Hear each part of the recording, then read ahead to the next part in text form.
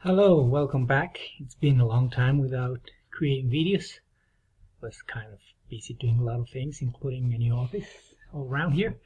So today we will talk about a new thing that we just created, which is the NX Emulator. What's the NX Emulator? Well, we'll talk about a little bit watching this video. Well, where do we start? We start that to develop our programs for building automation, we need software. And after the software, we need connectivity to, at the end, download or test the software in controllers. So let's start with the first step, software.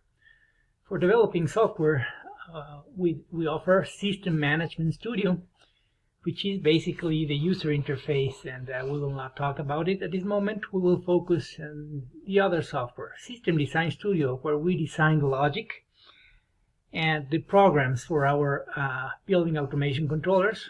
Of course, we also have the NX Configurator software, which is the legacy software that can also be used now with the emulator. Connectivity, we have USB connectivity, but we also have field buses, so we have the RS-45 connectivity method. We have Ethernet and Wi-Fi as connectivity media. Then we have the controllers. First we have the OpenBus NX controllers, which we can attach to our software via either USB or RS-45 connections. And if we need to go over a network, we have the Ethernet gateway, and we can use Ethernet wiring or Wi-Fi. But also now we have the NX Emulator software. What's the NX Emulator software? It's a virtual controller. This virtual controller emulates 100% of all what the OpenBus NX controllers can do. So we can develop and test our software, our programs, without the need to actually have a controller. So, what is an NX emulator? What is it? It's a virtual controller that emulates in real time an NX controller. So basically, it can do all what an NX controller can do. It has the database, it has the PLCs, it does logic, and anything that you write, any program that you do, it executes, and basically it does the same that the real controller does. You can use it to develop and test your software without the need of a physical controller. We offer the NX Learn, so you can write and test your software, but if you don't have it, don't worry. Now you can develop and test your programs in real time. So first of all, it implements a full dual-core NX database, so you have your standard 300 EEPROM set points registers that can be saved and restored to and from disk. 510 working registers for your Boolean and math operations. It has the remote points, the 470 emulator remote points that you can read and write and set values, and lighting and general schedules. Of course, as we said, it implements 3 working PLCs with 400 ladders instructions each, and it supports all the instructions that the NX controllers have. And it works over IP using localhost. So in the same machine that you are running your configurator software, you can just run side by side the emulator and test and run your software. You, as the user, can customize registers to watch and modify them at any time. Before, you had to have a real NX controller or at minimum an HV Learn module, so you could develop and test your programs. But now with the OpenBus NX emulator, that's not the case. If you don't have the hardware, don't worry, you can develop and test your programs and make sure everything works before you actually have the controllers. So let's go and see what are the similarities or differences between the hardware and the NX emulator. First, if you have a controller, you have to connect to it via either USB or you can also connect via the RS-45 ports that it has, and optionally, if you want to use Ethernet network, you can connect and attach the ETH3 gateway to the NX controller's SPI bus. If you have the NX emulator, if you use it, I would rather say, you just connect it. Well, actually, you don't have to connect it. You just start the configurator software, click an option that says it's going to use the emulator, and both software connect using an IP address which is called localhost, that it's internal in the machine. So basically, they are connecting via Ethernet, but using localhost. We go back to hardware. The memory can be expanded to have the full remote points if you have the NX Learn module or any controller. If you use the NX Emulator, it implements the full dual core database, so you don't have to attach anything or add anything. Then, of course, hardware, usually they have 1, 2, or 3 field buses to connect to remote points over different protocols. But if you want to test the remote points, you have to have also the slaves connected. So you don't need only the master, but you also need the slaves, and they have to be connected, configured. And just to develop software, that is too much. So with the emulator, all the remote points are emulated. Values can be set in the emulator, and they are marked as always online. So there is no need to create or develop anything. The programs you create in the Learn module and the values are saved physically to their EPROM. So they are stored in the EPROM, and they can be saved and optionally restored to and from your disk. If you use the emulator, well, because it's software running in your machine, if you close it, all the values will be lost, but it has an option that we will show when showing you how it works, that you can save and restore your sessions. So anything that you have created, you can just bring it back to life the way you have it before. The good thing is the programs you create on the controller are fully interchangeable. Just save them to disk and then restore it. Of course, you can also use the options of the configurator to save and restore your programs. Okay, now that I have explained to you what it is and what it is not, let's go and learn to use the emulator. The best way to learn it is to using it. So let's go straight and do that. So the first thing is, where do you find the emulator?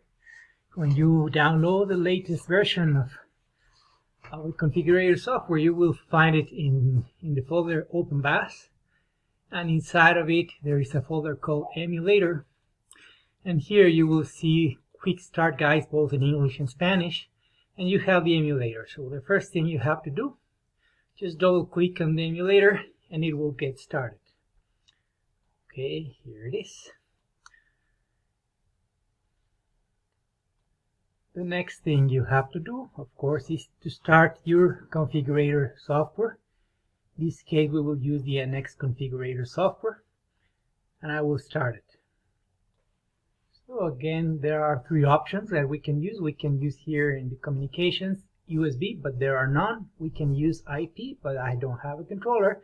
So I just click here in the emulator. Once I click in the emulator, you will notice that up here an emulator green option will show up, and when you click in the emulator, you will notice that the emulator is running first because the color changes down here where it says emulator name, and also down here you will notice this icon changes from stop to running every time there is an information exchange between the emulator and the software. You will notice that here the packages per second goes up and down. Okay, enough. If you need additional information, remember you always have the guide in the emulator directory where you can go for help. Here it explains the different setups, the different sections of the emulator that we will go in this video, and this is a handy help to have.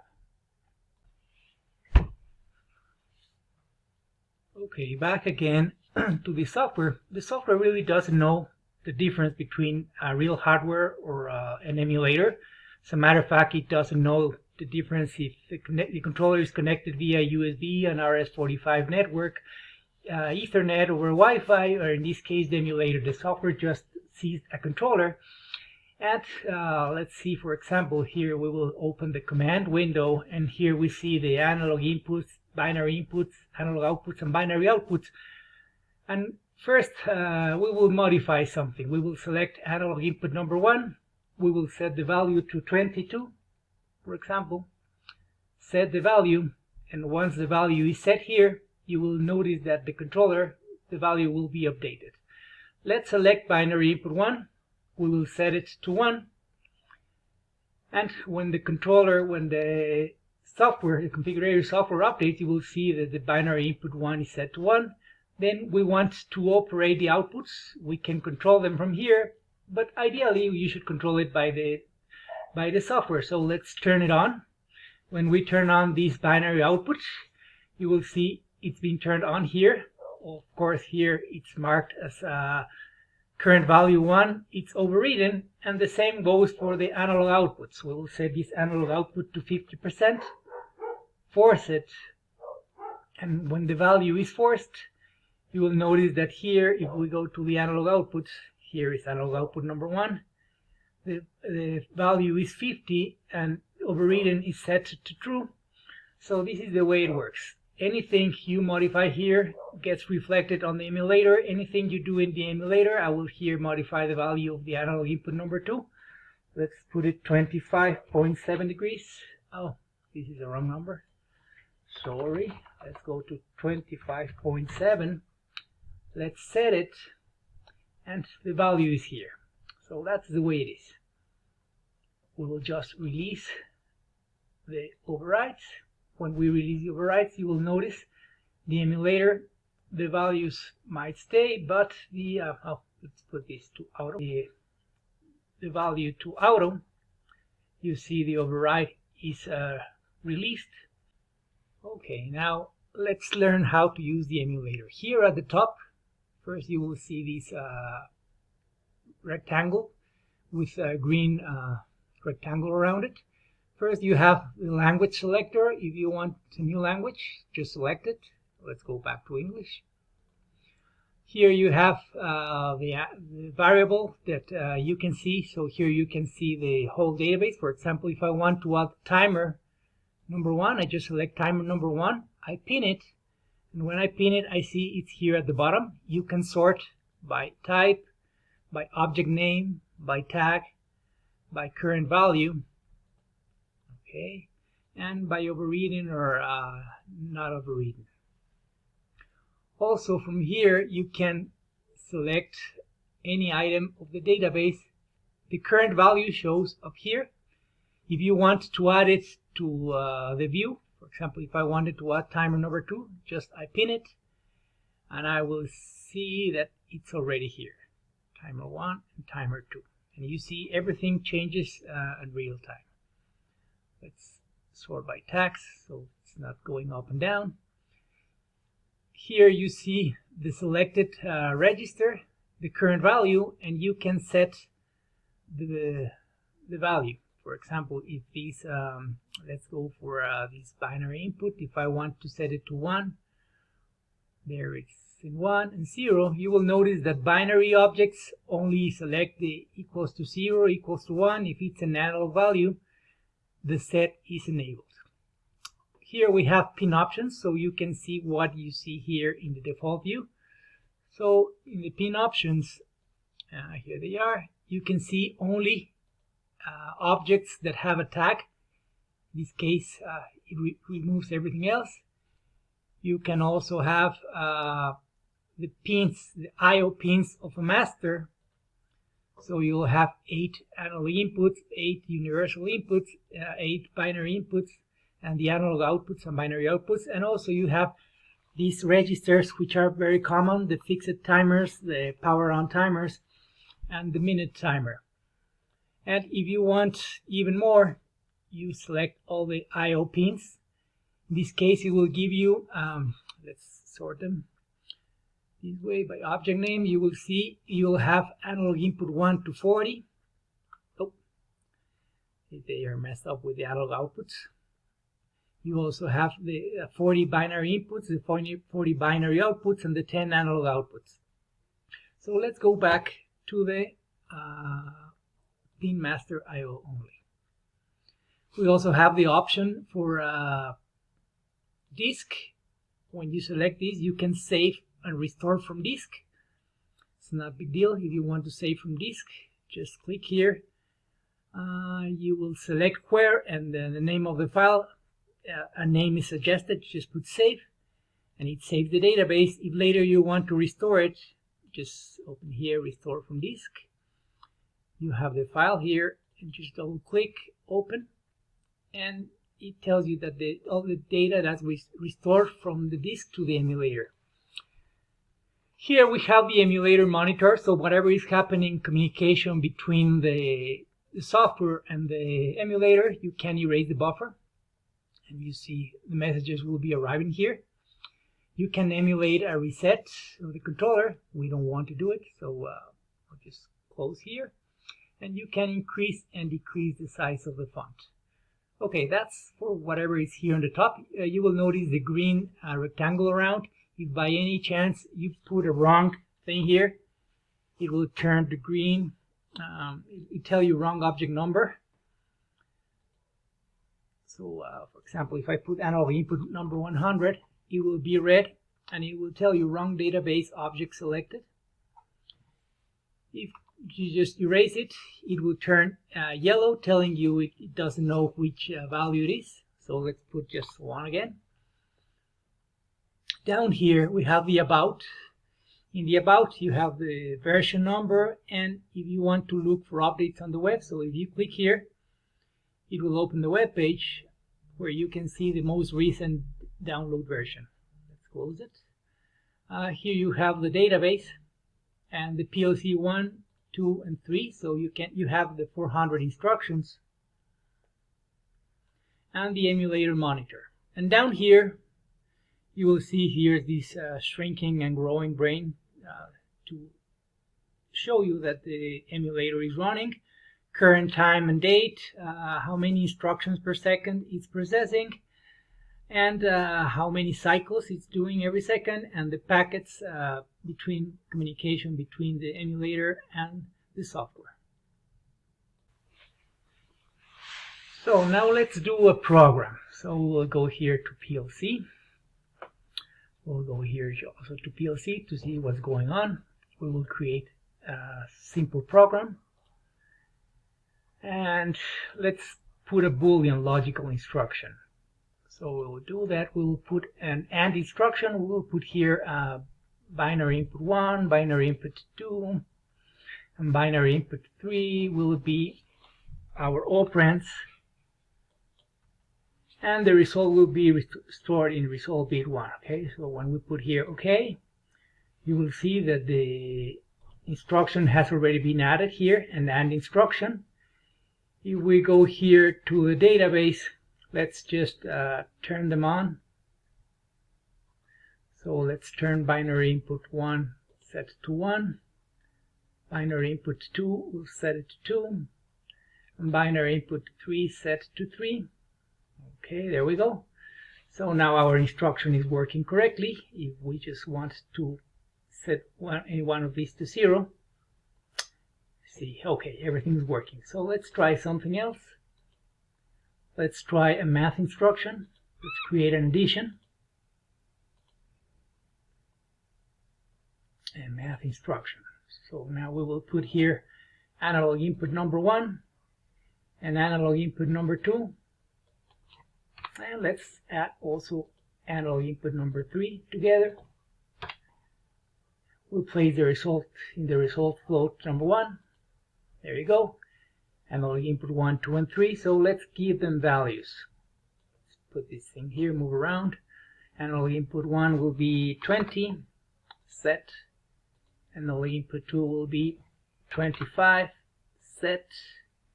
And analog input 3, let's put it online so we see the changes in real life. And analog input number 3, let's set to 100. Set. Okay. If everything's okay, we can see the values here are working, but we don't see result float number here, so let's add it. Result float. It's here, number 1. We see its current value is 145. If we want to pin it here, it's down here. So anytime we change these values, we'll change these to minus 7. Set. Okay. The value has been updated here, has been updated here, and has been updated here. You see, it's no big deal. It's very easy to use. Okay, let's do something else. Let's just emulate a reset so everything will be lost. Emulate a reset from here. And if we go back to our values and our configurations, you will see everything is back at 0. Okay, so say I want to delete the PLC. So I'll just go here, delete PLC. Do you want to erase the selected section? I'll put yes, and you will see here that the PLC has been cleared. Now let's do something. Let's use the script editor. So let's open a project. Open a file for it. Okay, let's change project. Let's use one of the example projects.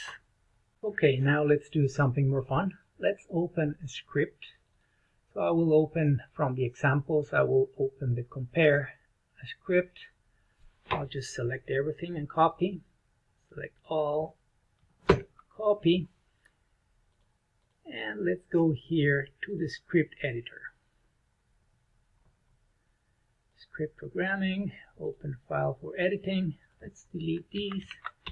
Put our new script. Of course, I want the language, the Open Bash script, so everything's fine. You see here we have labels, we have everything. So let's save this program. And let's say compile scripts and download to controller. Everything's fine. You want to download the controller, you will see that it starts downloading everything, and when it starts loading the PLC instructions, you will see they will be changing here in real time. It's downloading everything, the registers, it's downloading the labels, it's downloading the PLC programs.